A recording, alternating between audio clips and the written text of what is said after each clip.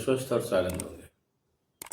आज मैं एक ऐसी बात कहने जा रहा हूँ इस पे हो सकता है आज आप लोग भरोसा न करें, लेकिन कालांतर में ये बात आप लोग मानेंगे। बात यह है कि जब मंदिर आंदोलन के चलते जो एक माहौल बना, उस माहौल में जो भारतीय जनता पार्टी पावर में आई अपने नरेंद्र मोदी के नेतृत्व में, तो ऊपर बैठा प्रभुवर्ग, उस मतलब पार्टी के अंदर ऊपर जो बैठा प्रभुवर्ग था, जो चीज़ों को मैनेज कर रहा था, बना रहा था, वो इतना बुद्धिमान तो होता ही कि उसको लगता है कि किसी चीज़ से बनी लहर कितने दिन चलेगी। तो इतना लोगों को अंदाज़ा हो गया होगा कि ये लहर जो है 2 से 3 बार चलेगी, और उसके बाद जो है आप ये मान के चलिए कि इस 10 से 15 सालों के वक्फे में, के मतलब अरसे में, किस तरीके से देश को लूट लिया जाए और अपने हितों में काम किया जाए, ये पूरी की पूरी योजना बन के तैयार हो गई।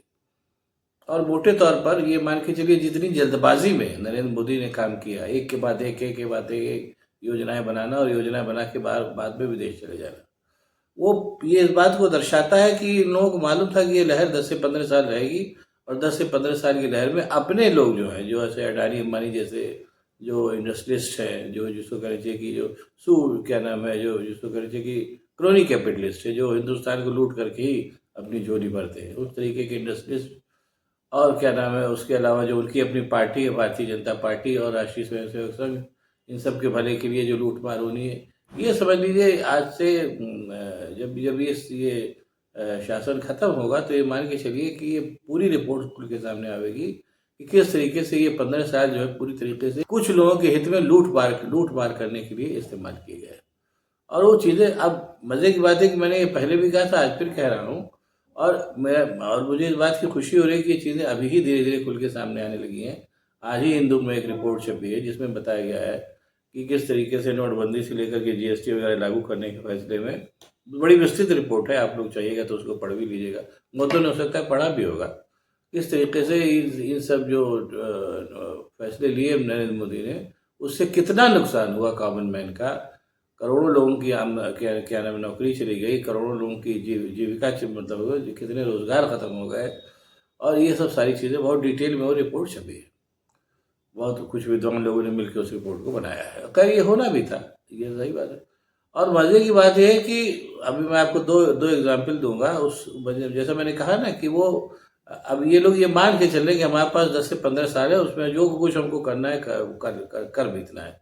जिसे कहा जाता है कि बिल्ली के भाग्य से छीका टूटा, जो जितनी मलाई जितने दूध पी सकते हैं पी ले, बाद में फिर मौका मिले न मिले। वैसे भी आप देखिए कि अपने 100 सालों के क्या नाम है जीवन काल में राष्ट्रीय स्वयंसेवक संघ और भाजपा को कुल एक बार कायदे से शासन करने का मौका मिला, और इतने बुद्धिमान हैं वो लोग की जान है कि अब की जब फिर हम पावर से जाएंगे तो फिर जल्दी लौट के नहीं आएंगे। इसलिए जो कुछ भी लूटना है, ये देश को 2-3 पीढ़ी के लिए कंगाल करके अपनी 2-3 पीढ़ियां इन लोगों ने बना ली। इतना कन्फर्म है, नटशेल में आपकी ये समझिए मैं कह रहा हूँ।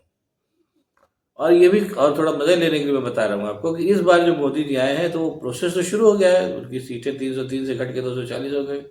लेकिन मोदी जी जिस तरीके के आदमी हैं कि उनको अपने मतलब उनको एक तरीके से शर्म को उन्होंने ताक पर रख दिया है, शर्म से उससे कोई लेना देना नहीं, वो अपने काम में लगे रहते हैं।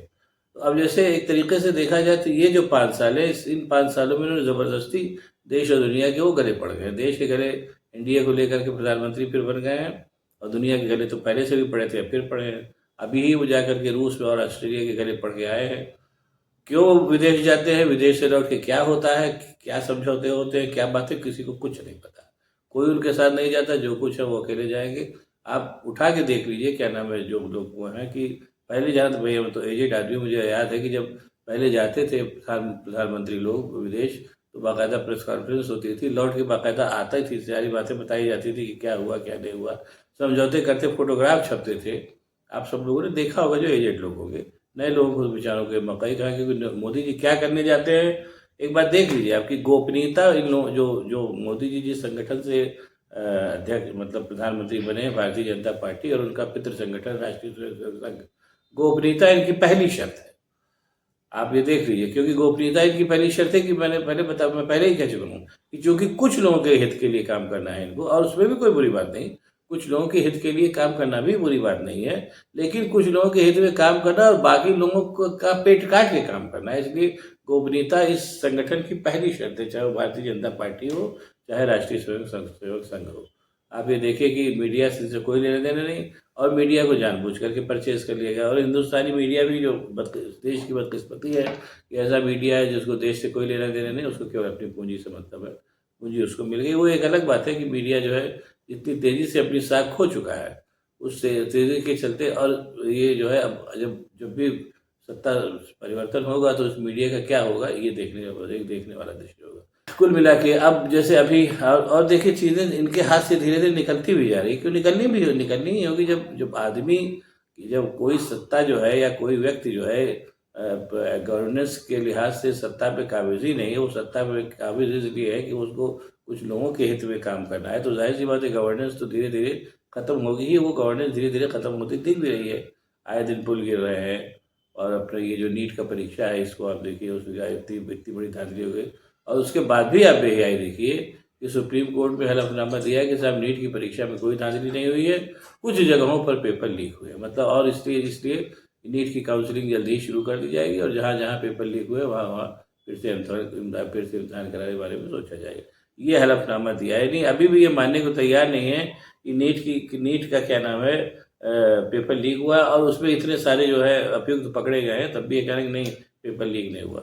यानी बेशर्मी, और जैसे बेशर्मी और बेहयाई का जो कॉम्बिनेशन है, ये ज़बरदस्त है। ये तो मानना पड़ेगा इस पार्टी में। खैर जो है सो चल ही रहा है कुल मिला के। और अब अच्छा, उसमें ये भी है कि अब उसमें एक एक हड़बड़ाहट सी दिखाई देने लगी, और खैर वो हड़बड़ाहट भी नहीं है, वो तो होना ही था। जैसे अब जब वो संविधान वाला मामला आ गया है, जब से इंडिया गठबंधन जो फिर से मतलब उसकी अच्छी तरीके से इकट्ठा होकर के पावर में आया है, तब से और घबराहट बढ़ी हुई थी। इसलिए और हड़बड़ी में, जल्दबाजी में, कि जो कुछ करना है कर लो। इसीलिए अब अभी अभी आप लोगों को पता नहीं होगा, बहुतों को पता भी हो सकता है, पता हो कि अभी 3 बड़े बैंकों ने जो है वो अपनी वो निकाली है वैकेंसी।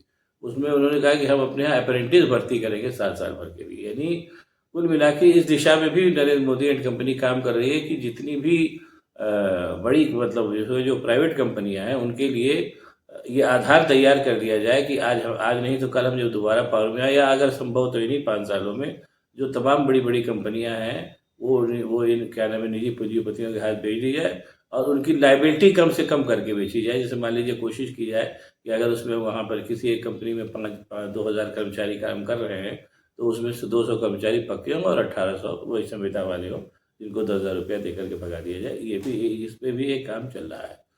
कुल मिलाकर के इन लोगों को केवल इससे मतलब है कि हमारा पेट भरता रहे, बाकी भारतीय जनता जाए भाड़ में। ये बहुत ही दुखद बात है।